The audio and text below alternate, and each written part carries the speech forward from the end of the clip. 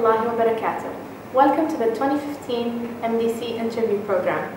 She was voted as one of the most powerful women in business, twice. She was also voted as one of the most powerful Arab women of the Middle East Forbes. You know who she is. She is one of our female directors, and Haifa Al Khaifi, welcome to the program. Assalamu alaikum, and thank you, Karima, for this invitation to be a part of this interview. It's our pleasure. So we'll start with a heavy subject. What is your view about the current fall in oil price? It really is a heavy subject, Karima. I wish I had a crystal ball. I did check the oil price, and ever since it started declining, actually Bloomberg has been at the end of my arm. I check every now and again. The last time I checked, it was under 50. There's mixed signals in the market, especially after the stance that was announced by OPEC, whereby they have declined to curb their output, which is at the moment about 30 million barrels a day, even though sometimes they go a little bit above that. And their stance is that even if the oil price goes down to $40 a barrel, they're not going to curb their output. This is concerning for a number of countries, including Oman, obviously, but also more specifically countries like Venezuela, Nigeria, and Qatar have been quite vocal about it. Qatar, for instance, even now, when you look at their stock market, there are some repercussions as a result of the oil price. So the sentiment in the market is mixed. There's some schools, they do feel that the oil price will basically recover during 2015, but possibly not in excess of $90 a barrel. And there are other schools of thought that are a little bit more pessimistic. They feel that we'll continue to nosedive, and I don't know up until which mark. So in summary, you did say it was a heavy question, and indeed it is. I don't have a crystal ball, so my take on it is Allahu Ya'lam. Well, inshallah khair. Asa khair, inshallah. But how did this impact us as in PDO's expenditure? Like, what's happening there? Okay, so PDO, essentially being the company that contributes some 70% or so to the economy, it is important to maintain the generation of cash flow for the country and to continue adding value to the country. And we can do this in two ways. One way is by increasing production and therefore revenue, and the other way is by cutting costs. With respect to production, there are several ideas around this, one of which is to continue the execution of hydrocarbon projects. The other one is essentially early monetization of discoveries and opportunities. Another option is essentially fast tracking of hookups of wells. And then, of course, any type of optimization with respect to our rig sequence and other resource planning. So these are just a few ideas in terms of enhancing production and therefore revenue. But from the cost-cutting perspective, I mean, we really need to look at the fundamental way in which we're spending money. We need to create this cost-conscious culture and mindset whereby staff treat the money of PDO and each dollar that they spend vigilantly as if it were their own. Again, in the cost-cutting arena, we could obviously continue with our SAFE campaign, but there are other mechanisms that we can employ. For example, adding a lot more value from our contracts through contracts optimization reviews, and of course not forgetting continuous improvement and embedding that through lean. We continue to look at our level of activity, and in fact at the last board meeting, for example with respect to CapEx, what we presented is that we would go ahead and execute any project that has an impact on 2015 production, but if there's no impact on 2015 production, then it can be deferred. We've also looked at deferring some strategic pilots as well as some technology trials. So all in all, this is how we're approaching it within PDO, and my plea is really to all staff to be very vigilant with the money that we're spending, without obviously compromising on areas such as HSE, integrity, production, and without compromising on any existing commitments that we already have. Sounds like a very good plan.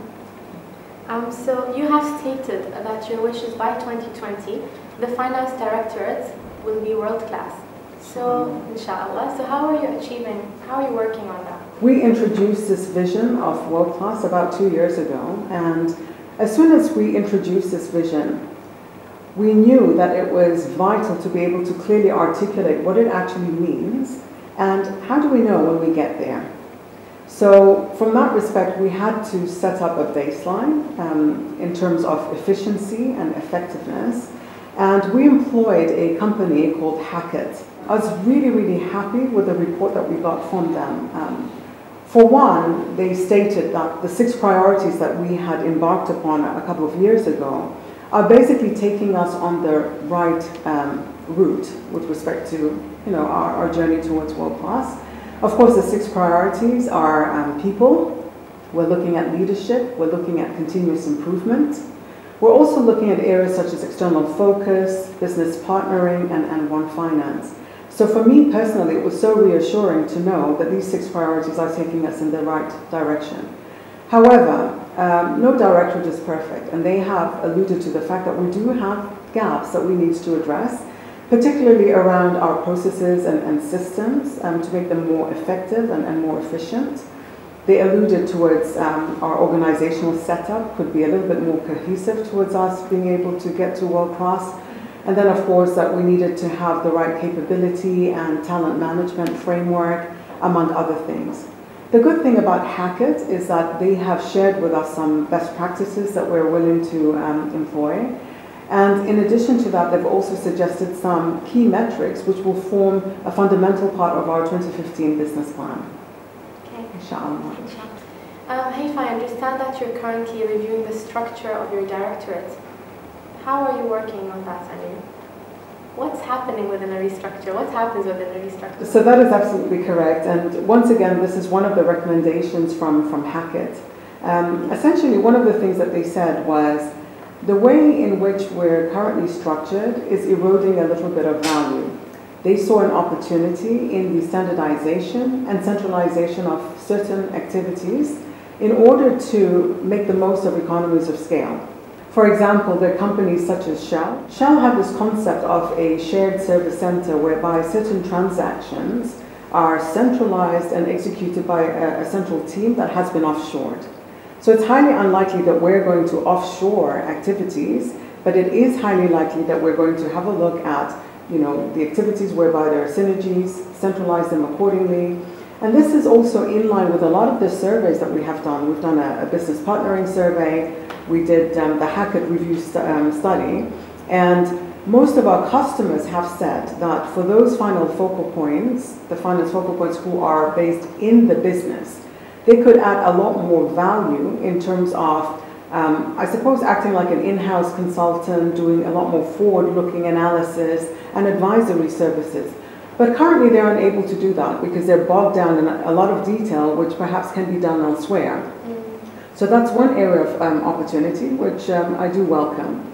The other area that they talked about are the 6 priorities, and they said the 6 priorities are great, and they're essentially exactly what we need to do in order to pursue our journey.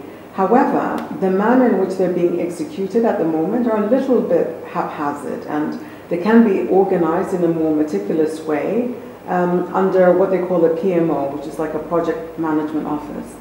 And then the third area where they said, could be add a lot of benefits to our organization is this concept of an operations excellence department, whereby areas such as continuous improvement and areas such as lean and the PMO as well are lumped into one and then are essentially handled under the operations excellence mandate. So these are the 3 main structural changes that they alluded to. Now, the challenge is going to be around how we actually pursue this amidst a manpower freeze. So we have to be really creative in terms of how to get to this desired state. And I think you're very creative. I mean, I'm sure you'll get there. Asa khair, inshallah. I have a brilliant team and I'm sure they'll help me out. So PDO has recently joined the United Global Compact, and at a recent interview with Raoul, he called it the most prestigious. He's so proud. So what is the significance of this, and what was the role of your directorate in the process? Okay, so it's very significant for certain. It's basically we have been welcomed to the United Nations Global Compact, and this is an arm of the United Nations which adheres to 10 major principles. And these 10 principles revolve around 4 core values. So those 4 core values are essentially like human rights, labor, environment, as well as anti-corruption. In order to be admitted to Global Compact, we have to report our progress against these 10 principles in a very open and transparent manner. This was really handled by the legal department within the finance directorate, together with the ethics and behaviors team.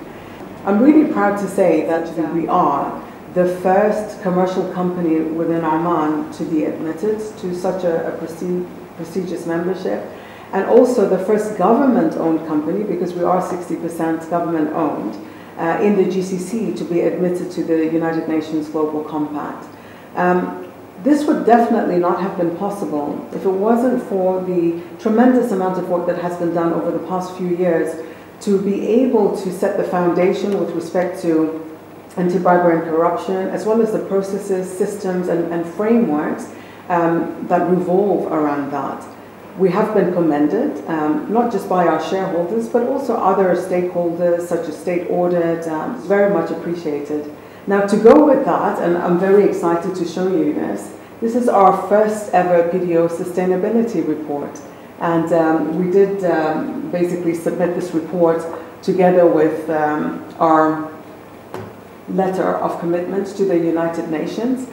This report was worked together jointly between the Finance Directorate and the External Affairs Directorate, and it's something that we should really, really be proud of. That was my final question, actually. Is there anything you'd like to add or tell us?